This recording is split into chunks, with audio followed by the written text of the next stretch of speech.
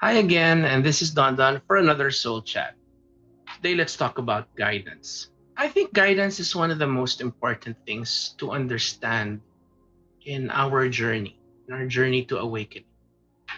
We need to know how it works in our lives and how it affects us. People understand guidance very different.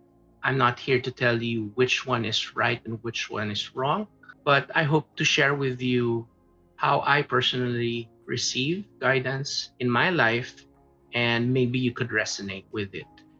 To move forward with this, I think we can all agree that guidance comes from a higher source, and guidance is here to help us in whatever path we choose to take. I think the difference comes in our understanding and experience of transmission and reception. And this is where huge differences can be observed from person to person.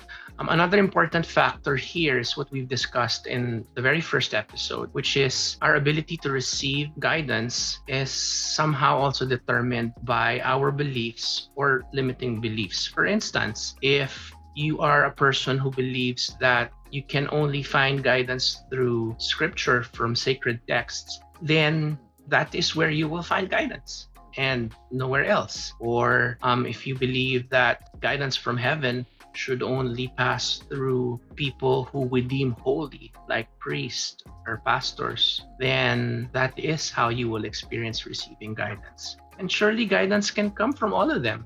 But I am one who subscribes to the belief that guidance can come direct and often comes direct from source, who can and will use anything and everything in the universe, including, yes, scripture, holy people, and absolutely anybody to get the message across. That to me is how guidance works and how I experience it.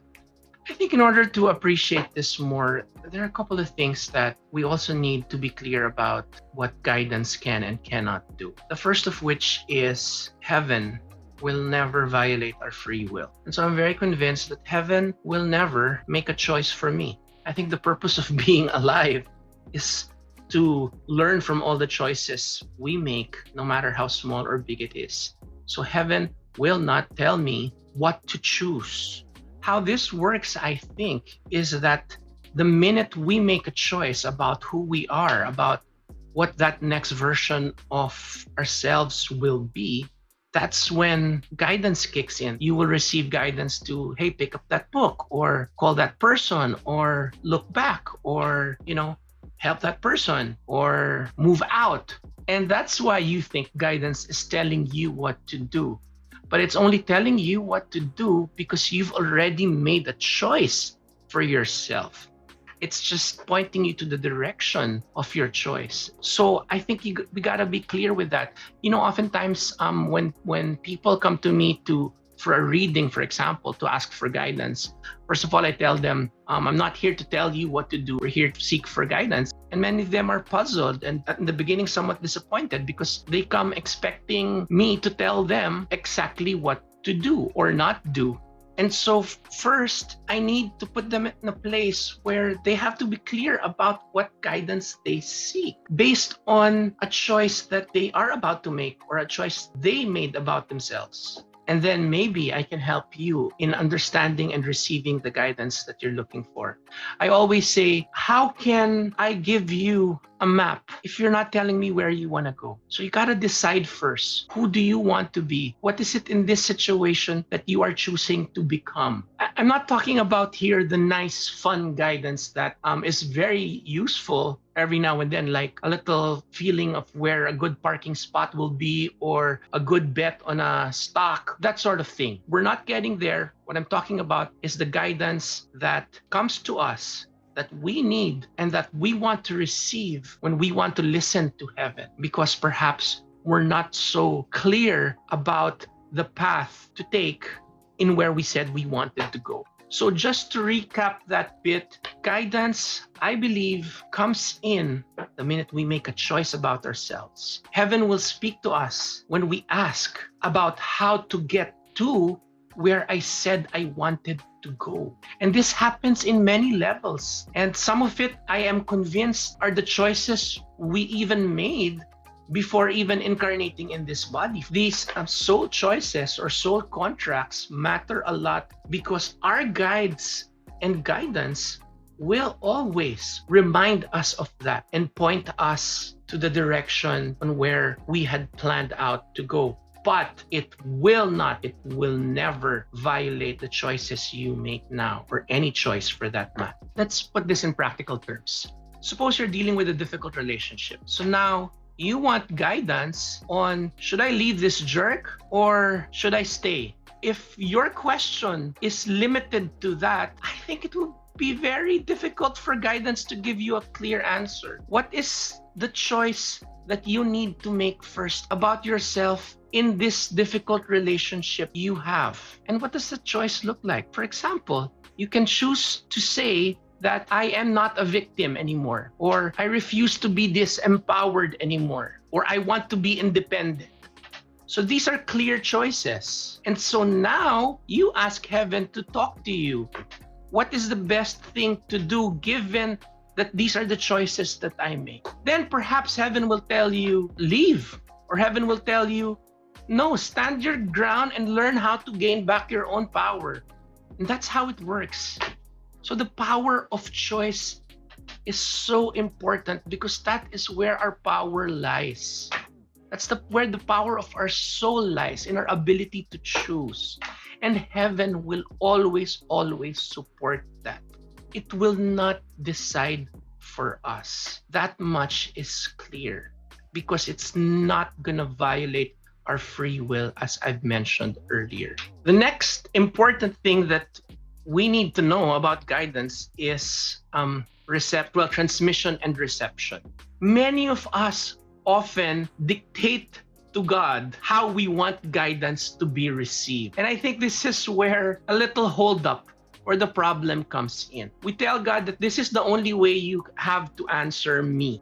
You have to give me a sign. It has to be a white rose given by this person at this time, at this place in the front door. So can you imagine how much of the universe, I'm not saying it can't be done, but can you imagine how much of the universe God will have to rearrange so that you will have your sign with the right rose and the right person at the right time at the right place, just for you to get the answer you want? Why not allow heaven to use the entire universe at his disposal to get you the answer you need? Doesn't that make more sense than asking for a specific sign? And so this is where reception matters. This is where we have to put ourselves in a place and say, God, surprise me. Our job is to be aware.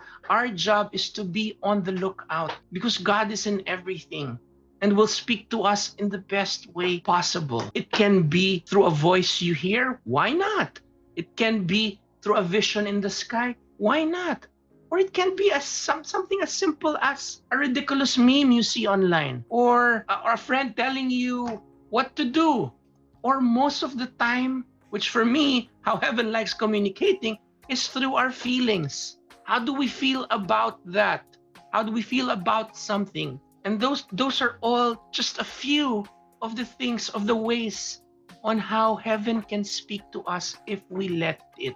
Look, in the beginning of this video, I said the way you will receive guidance, the way you will perceive guidance is limited to your beliefs. So if you're one who requires specific signs, then so be it. But know that that is the only way you can receive it, because you're not open to any form of reception. Your ears and your eyes and your heart and your mind will not be open to any other thing than what you've dictated heaven. And sure, you probably will get your sign.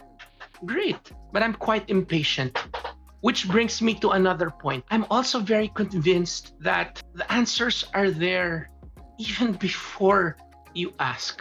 That's just how heaven works. That God knows your question even before you ask. And so the answer is there already. Again, all we need to do is pay more attention to our intuition, pay more attention to our feelings, pay more attention to the signs and symbols and serendipitous events and words that people tell you that strike something. This is how heaven speaks. Well, at least to me. So let me give you an example or two on how this plays out in my life. In the moments that I really believe that the answers are there, when I'm in the zone. So there was this one time I was probably in senior year high school. We were driving in a car with my mom and my little sister. I like to push my mom's buttons and, piss her off with existential questions or religious questions that I know she has no answers. So here I was talking about the Holy Trinity and saying, what the hell does that mean? What do you mean 3 persons in one God and all that stuff? I mean, and then when you ask a question, people just tell you, no, it's a mystery you will never understand. And I would tell her, that's a cop out. God gave me a brain. I should be able to understand somehow. Of course, she was there getting furious and trying to explain. But seriously, I did have a question. I did want heaven to answer me. And when she just about got so frustrated and gave up, here's my little sister, and she just blurted out something. She said something like, you know what? I remember when I was in 3rd grade, my teacher told me this, and this, and this. And in like 2 sentences, I just shut up completely. Because at that moment, it rang such real and honest truth, at least truth, that resonated with me, that I was just jaw dropped and I just shut up. I'm like, and at that moment, it was very clear that heaven spoke through me pissing off my mom and my little sister just blurting out something. That's how heaven speaks. Why shouldn't it be? And so there was this other time when I had a lot of theological questions and the things I believed about my faith are just being overturned. And I got stuck in the question about the Blessed Mother. I was born and raised a Catholic, so the Blessed Mother, Mother Mary, was very central to our faith. And I wanted to seriously understand what is her role here, not in the Catholic traditional way, but what is the more universal wisdom? I wanted to understand her beyond the confines of Catholic doctrine. Back then, there were still no CDs, and I had, little cassette tapes of different audio lectures I would copy. And I was cleaning my shelf, and literally one cassette tape fell down, and I picked it up, and it said, The Return of the Mother. So I picked it up, I listened to it, and it was an entire lecture about the exact question I wanted. But the point is, I did get my answer. But wait, heaven wasn't done that day. Later on in the afternoon, the doorbell rings. It was my dad's weekly subscription of Time magazine. And guess what's in the cover? The cover was the image of the Blessed Mother, and the headline was The Search for Mary. And it was an entire article about the evolving understanding of Mary, and again, the feminine aspect of the divine is. So tell me if that is not heaven speaking directly to me. Now, how many times has that happened to you? How many serendipitous moments happen to you and you get the right answer that you need? That's guidance. Again, all we need to do is pay attention. And more than that, it's the belief and the absolute faith that heaven will answer you, and heaven has the answers already. You will be surprised if you get into that zone, get into that place of knowing heaven has your back and you already have the answer. There's just so much beliefs that are limiting, even beliefs like it's too good to be true. No, heaven can't talk to me this way. Why can't it be? You're talking to God. Oh, and this is where, a lot of our worthiness baggage also gets in the way. I'm not worthy for heaven to speak to me directly. Why? Where is it written that God can't talk to you, that God can only talk to Moses and the Pope? Nowhere is it written.